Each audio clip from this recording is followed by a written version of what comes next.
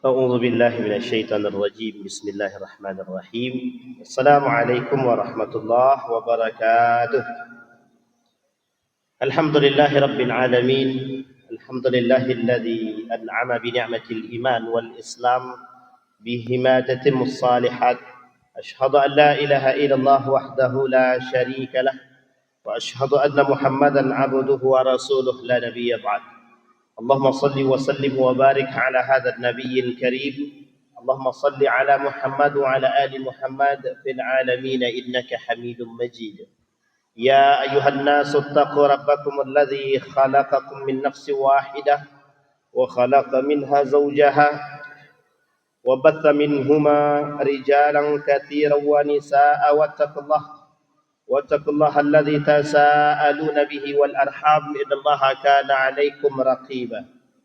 Puji syukur kehadiran Allah dengan mengucapkan alhamdulillahirabbil alamin. Berselawat kepada Nabi dengan mengucapkan Allahumma salli ala Muhammad wa ala ali Muhammad fil alamin innaka Hamidum Majid. Ma'asyiral muslimin rahimakumullah. Mudah-mudahan di zuhur hari ini Allah limpahkan rahmat dan keberkahan kepada kita semua.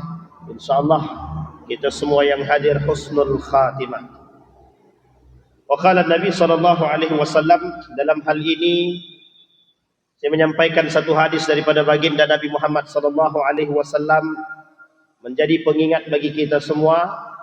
Semoga bisa menjadi nasihat bagi orang-orang yang beriman dan bisa mengambil pelajaran daripada hadis yang disampaikan oleh baginda Nabi Muhammad SAW. Wa qala an Amr bin Shu'aib an abihi an jaddihi anna Rasulullah sallallahu alaihi wasallam qala laysa minna man tashabbaha bi ghairina la tashabbahu bil yahud wala bin nasara fa inna taslimal yahud al isharatu bil asabi' wa tasliman nasara al isharatu bil akuf. Di dalam riwayat yang lain qauluhu alaihi salatu wassalam innahu laysa minna man amila sunnata ghairina wa'idun likulli man tashabbaha bi ghairi muslimin mimma huwa man min adatihim wa sya'nihim kal a'yad wal afrah. Bapak Ibu sekalian yang berbahagia, di zuhur ini saya mengutip dari satu hadis daripada baginda Nabi Muhammad sallallahu alaihi wasallam. Kata baginda Nabi Muhammad sallallahu alaihi wasallam, bukanlah dari golongan kami orang-orang yang mengikuti tradisi-tradisi selain daripada tradisi-tradisi umat muslim, selain daripada tradisi-tradisi Islam yang pernah dilakukan oleh baginda Nabi Muhammad sallallahu alaihi wasallam. Begitu juga dilakukan oleh para sahabat, begitu juga dilakukan oleh para tabi'in, tabi'in dan para alim ulama. Kata Nabi laisa minna, diterjemahkan oleh para ulama apa yang disebut dengan arti laisa minna. Kata para ulama, laisa minna adalah orang-orang yang tidak masuk dalam golongan kami, kata Nabi. Siapa mereka orang-orang yang tidak masuk dalam golongan baginda Nabi Muhammad sallallahu alaihi wasallam? Yang pertama orang kafir. Mereka zahirun bi kufrihi. Mereka jelas kekafiran mereka. Yang kedua orang muslim tapi tidak dianggap sebagai bagian daripada baginda Nabi Muhammad sallallahu alaihi wasallam. Orang muslim yang tidak masuk dalam kategori bersama dengan baginda Nabi Muhammad sallallahu alaihi wasallam. Pertanyaannya adalah, siapakah orang muslim yang dikatakan oleh Nabi laisa minna, bukan dari golongan kami? Banyak hadis yang membahas hal tersebut. Di siang ini kita bahas cuma satu hadis. Kata Nabi, orang yang tidak dianggap dalam golongan baginda Nabi adalah man amila sunnata ghairina, yang melakukan sunnah-sunnah, perbuatan-perbuatan sunnah, kata Nabi, yang tidak berdasarkan para ulama, alim, tabi'in, tabi'in, sahabat, Begitu juga yang tidak dilakukan oleh baginda Nabi Muhammad SAW. Kemudian para sahabat bertanya, apakah itu bagian daripada Yahudi dan Nasrani? Nabi jawab, kalau bukan Yahudi dan Nasrani siapa lagi? Bahkan di dalam hadis yang tadi kita bacakan, kata Nabi, la tashabbahu bil Yahud wala bid Nasara. Kata Nabi, jangan kalian menyerupai orang Yahudi dan Nasrani.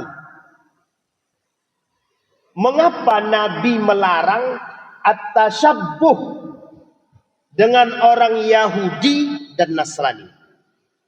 Pertanyaannya adalah, apa tradisi-tradisi yang keluar daripada batas-batas syariat Islam sehingga Nabi melarang untuk mengikuti tradisi tersebut? Tashabbuh artinya menyerupai. Menyerupai belum tentu mengikuti. Tetapi makna menyerupai adalah orang yang pertama bisa jadi mengikuti tradisi-tradisi orang-orang jahiliyah, tradisi-tradisi orang Yahudi, tradisi-tradisi orang Nasrani. Yang kedua, bisa jadi umat muslim membuat sesuatu yang menyerupai perbuatan-perbuatan orang-orang Yahudi dan Nasrani.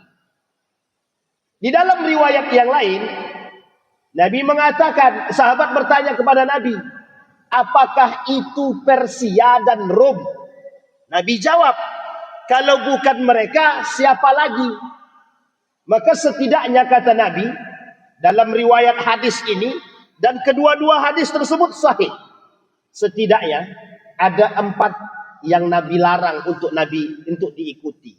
1 Yahudi, yang kedua Nasrani, yang ketiga Persia, yang keempat Rom. Punya tradisi-tradisi yang tidak sejalan dengan Islam. Pertanyaan muncul, bagaimana kalau tradisi-tradisi tersebut sesuai dengan syariat Islam? Maka kata para ulama, Islam tidak pernah melarang jika tradisi tersebut sesuai dengan syariat Islam dan tidak melanggar batas-batas yang dilarang oleh agama. Maka Bapak Ibu sekalian yang berbahagia, merujuk kepada hadis Nabi.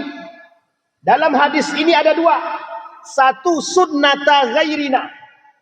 Yang kedua, Nabi kata, man tashabbaha bi ghairina atau man tashabbaha bi ghairina. Yang kedua menyerupai, yang kedua amal, perbuatan. Disinilah kemudian yang disampaikan oleh Nabi, sunnata. Sunnata di situ bisa jadi perbuatan, bisa jadi tradisi. Nah, Bapak Ibu sekalian yang berbahagia, umat Islam hari ini hobi, FOMO, senang untuk mengikuti tradisi-tradisi jahiliyah.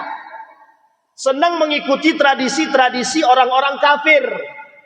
Senang mengikuti tradisi-tradisi Yahudi dan Nasrani. Kita ambil contoh, tradisi peringatan tahun baru. Orang muslim mengaku beriman seharusnya meninggalkan perbuatan yang tidak bermanfaat bagi diri dia. Min husni islamil mar'i tarkuhu ma la ya'nihi. Umat muslim harus meninggalkan perbuatan yang tidak bermanfaat. Perayaan tahun baru tak ada manfaat sama sekali. Orang bilang, oh ini menentang, ini intoleran. Bukan intoleran. Kita berbicara di kalangan umat muslim. Agar umat muslim ini sadar dengan akal sehat. Bahwa mohon maaf, peringatan tahun baru itu sama sekali tak mendatangkan faidah. Kalaupun harus mau dibuat juga untuk, mohon maaf, menangkal kemaksiatan, mbok yo yang baik-baik, itu pun kalau. Berbicara orang-orang hari ini, salah satu untuk mengatasi pendangkalan akidah, mengatasi kemaksiatan, mengatasi fenomena tahun baru adalah dengan membuat kajian. Persoalannya adalah perbandingan antara peringatan tahun baru dengan kajian jauh. Tapi setidaknya ada alasan. Itu pun kalau harus dibuat. Kalau. Tapi sebaiknya tak usah dibuat. Kenapa demikian?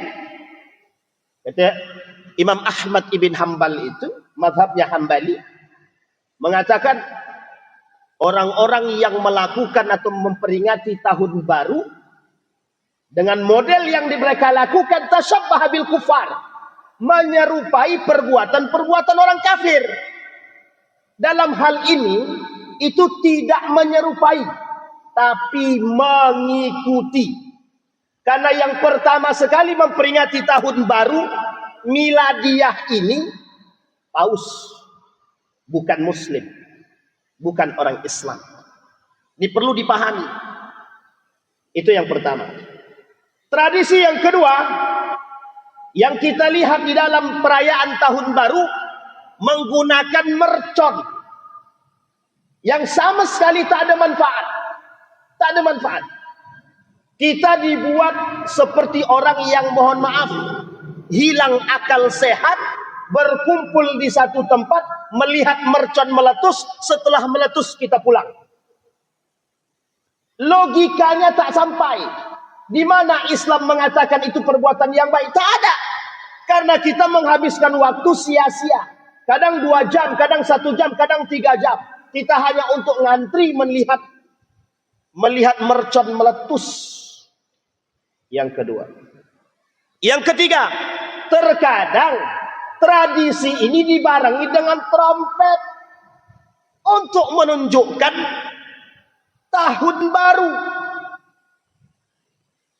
Di dalam ajaran Islam, dalam menyambut tahun baru Islam, setidaknya bermuhasabah minal khotoya. Kita introspeksi diri dari kesalahan, seberapa banyak kesalahan yang kita lakukan setahun itu. Kemudian kita bermuhasabah. Setelah bermuhasabah, bertaubat kepada Allah, meminta ampun, harus lebih baik setelahnya. Ada satu ibarat mengatakan, kalau hari ini lebih buruk daripada sebelumnya, maka terlaknat dia. Kalau hari ini sama dengan sebelumnya, merugi dia. Maka yang paling baik itu yang nomor 3. Hari ini harus lebih baik daripada sebelumnya. Pertanyaannya adalah, apa yang harus dilakukan umat muslim? Kalau tahun kemarin mereka mengikuti perayaan tahun baru, hari ini tinggalkan. Sekalipun yang melakukan pemerintah, tinggalkan. Kenapa harus kita tinggalkan? Karena mohon maaf, terkadang tradisi itu justru menyediakan lapangan kemaksiatan. Dan kita nggak usah ikut campur. Umat muslim nggak usah ikut-ikutan. Orang beriman nggak usah ikut-ikutan. Jaga akidah, jaga iman. Lebih selamat daripada tidak sama sekali. Itu yang ketiga. Terkadang alunan trompet itu memberikan kode bahwa datangnya tahun baru. Yang keempat, kita melihat akhir-akhir ini banyak umat muslim ini mengikuti berpakaian atribut-atribut, mohon maaf, orang kafir, orang non-muslim. Pertanyaannya, Anda muslim? Muslim. Kenapa kok Anda pakai atributnya? Jawabannya sederhana. Toleransi. Kebablasan. Toleransi yang kebablasan. Ini poin penting ini bagi orang beriman. Umat muslim harus sadar, ini akidah. Kalau sudah berputar pada aspek akidah, no toleransi. Tidak ada toleransi dalam urusan akidah. Lakum dinukum waliyadin. Harus paham itu. Kalau tidak turun surat Al-Kafirun, tidak turun dia. Sekalipun atribut, pakaiankah, pohonkah, apapun itu, tidak usah. Umat muslim harus diingatkan dengan setiap tahun. Ini menjadi persoalan dan pendangkalan akidah tahunan. Dan ini pada persoalan tahun baru dan berdempetan dengan perayaan agama yang lain. Dan ini selalu bergandeng. Uniknya, itu masuk pada, mohon maaf, libur bersama. Dan ini menjadi poinnya. Maka apa yang harus dilakukan oleh orang beriman? Satu, tinggalkan perbuatan yang mohon maaf syubhat.